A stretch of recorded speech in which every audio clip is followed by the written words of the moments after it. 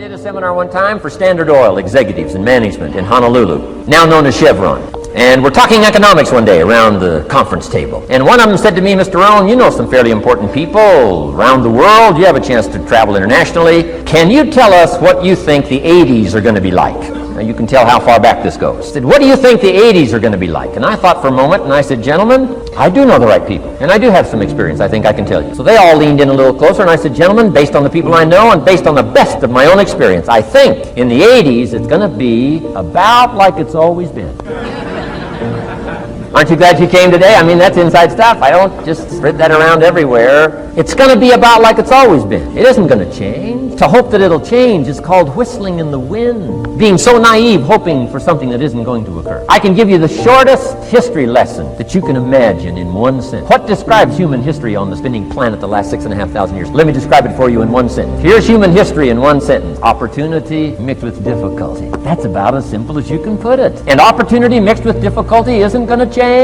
The man says, well, if it isn't going to change for the future, if it isn't going to change in the 90s, how will my life ever change? Answer, when you change. And if you will change, everything will change for you. Your bank account will change, your income will change, your future will change, the ability to acquire your dreams will change, it'll all change if you will change. And now let's go through the scenario of the season. Life and business is like the seasons. Let's cover them. Here's number one, major lesson in life to learn. Learn how to handle the winters. You say, well, Mr. Rohn, a lot of this stuff is fairly obvious. That's true. Just need somebody like me just to come along and remind us. This is what this is called today, a reminding session. I got no new truth for you to discover. This is all old stuff. We just need to hear it again. Somebody get on our case a little bit, right? We all need that. Here's number one lesson, learn how to handle the winters. That's obvious. The winters come right after falls. And pray tell how often? Every year, according to written history, for the last 6,500. To cross your fingers and say, I hope it doesn't come. I'm telling you, we call that naive. Sometimes your life will be in a slump, just like sports. Some of the best shooters can't hit baskets different times in games. They get in a slump. Do they sit on the sideline and say, I just didn't hit a basket today? No. They continue to execute. I suggest to you that if you are facing a challenge, don't stop. Stay busy. Work your plan. Continue to do those things that you know that work for you after you have evaluated yourself in the situation. Continue to move. Stay busy, stay busy, stay busy. Repeat out to me. Help somebody. And help yourself. Because what you give is what you get.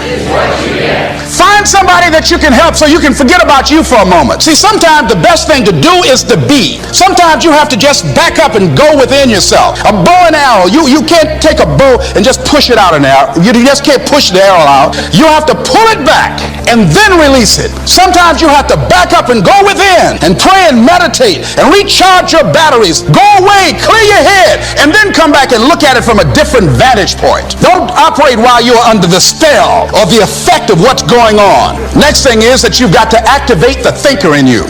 Don't allow your emotions to control you. We are emotional, but you want to begin to discipline your emotion. If you don't discipline and contain your emotions, they will use you. Your mind goes on automatic, just like a guard. I loved reading the book called As a Man Thinketh by James Allen. He uses the analogy of the mind being like a garden.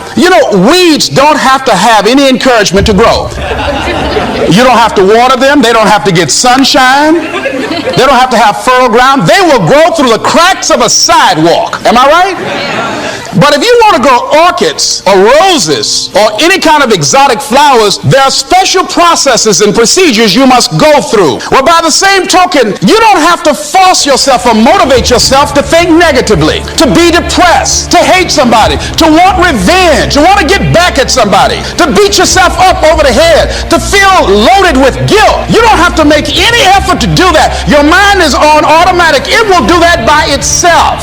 But if you want to begin to move into your own personal greatness, if you want to begin to really enjoy a happy, successful, healthy life, you've got to be willing to go against the tide. You've got to be willing to harness your will and say, in spite of this, I'm in control here. I'm not going to let this get me down. I'm not going to let this destroy me. I'm coming back, and I'll be stronger and better because of it. You have got to make a declaration that this is what you stand for. You're standing up for your dreams. You're standing up for peace of mind. You're standing up for health. You want it, and you're going to go all out. out to have it. It's not going to be easy. When you want to change, it's not easy. If it were in fact easy, everybody would do it. But if you're serious, you'll go all out. Yes, I'm going to turn this situation around. I'm not going to sit back and moan and cry over what happened and what went wrong and who did what. I'm going to do something about this situation.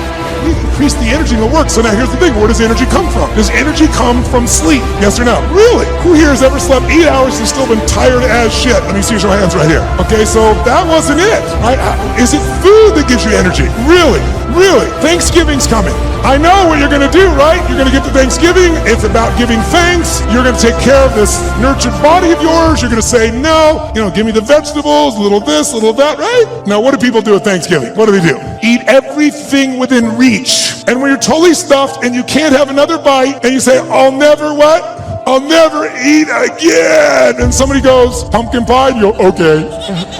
Come on, who knows what I'm talking about here? And by the way, what happens after? You feel like going for a run? What do you want to do at the end of that meal? Tell me what.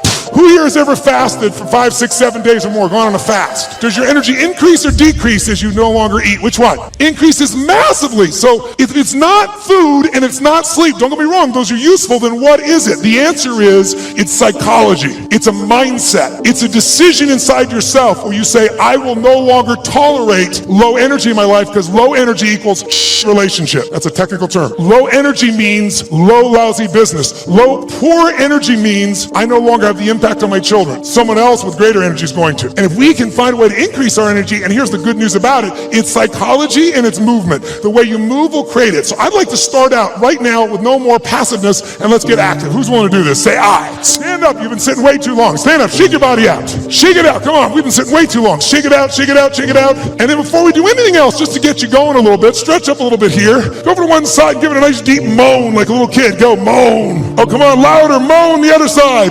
Back. High pitch moan. Forward, deep moan. Shake your body out a little bit. Now, here's what I like to do. Just get started. Emotion, listen to me now. How many would like to have more joy in your life, more excitement, more passion, more aliveness? Who wants more of this stuff? Say I. Can you have everything in your life work out and still be in a lousy state? Can you achieve your goals and go, woohoo? In fact, in our society, it's almost encouraged because if you do really well, who's ever lowered your enthusiasm about something you achieved because you didn't want to upset somebody else? Who's done this before? But by the way, it teaches your brain never to go for it, never to feel great. I got a question for you. When you feel better, do you treat other people better or worse? When you feel better, you perform at a higher level or a lower level? When you feel better, you're a better lover or a lesser lover? Good.